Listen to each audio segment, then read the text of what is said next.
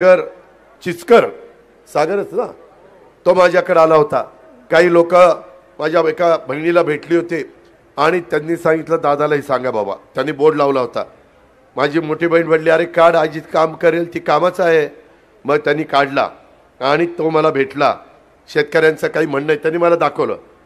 दादा नगरपालिकेच्या हद्दीत भाव काय, जरा पुढं गेलं तर भाव काय, जरा पुढं गेलं तर भाव काय, त्याच्यामध्ये आपण बसून मार्ग काढू, तुम्ही काही काळजी करू नका. योग्य शेतकऱ्याला मोबदला मिळाला पाहिजे. मी शेतकरी आहे, तुम्ही शेतकरी आहे, शेतकऱ्याचं नुकसान होऊन देणार नाही. तळागाळातल्या तळमळीनं काम करणाऱ्या कार्यकर्त्यांना ही एक महत्त्वाचं आहे बघा.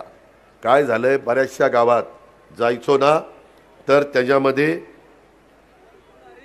त्या नाही गावच्या पुढाऱ्यावर असा राग आहे. अरे सगळ्यांवर नाही, जे गडबड करतात त्यांच्यावर. काय झालं, ते म्हणले की दादा तुम्ही काम फार करता हो, पैसे फार देता, पण गावचा पुढारी आम्हाला लयच त्रास देतोय. नुसतं गावात नाही, काही म्हणले तालुक्याचे पुढारी काही त्रास देत आहेत.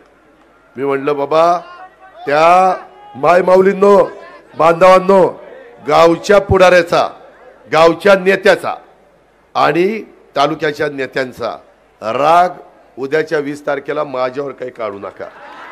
मी दुरुस्ती करतो.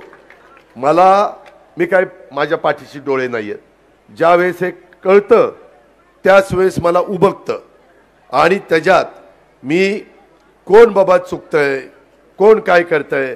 आता काही संस्थांमध्ये देखील भरती होताना काही संचालक, काही सगळे नाही, स्वतःचीच नात्यागोत्यातली मुलं भरतायत. आणि अरे अरे कळलंय मला, सारखं काय आणि ऐका, तुमच्या मनात जे तेच मी बोलतोय, पण माझ्या मनात ते 20 तारखेला झालं पाहिजे. तर त्यामध्ये मी दुरुस्ती करतो. आता इथून पुढं कुणी जरी चेअरमन असले, किती जागा भरायच्या, इतक्या. कोण डायरेक्टर, तुझी यादी बघू. वेगवेगळी गोरगरिबाची मुलं घेतलीत का, सभासदांची घेतलीत का, वेगवेगळ्या समाजाची घेतलीत का. कारण आपण ज्यावेळेस शिवशाहू फुले आंबेडकरांची विचारधारा मांडतो त्यावेळेस कृती देखील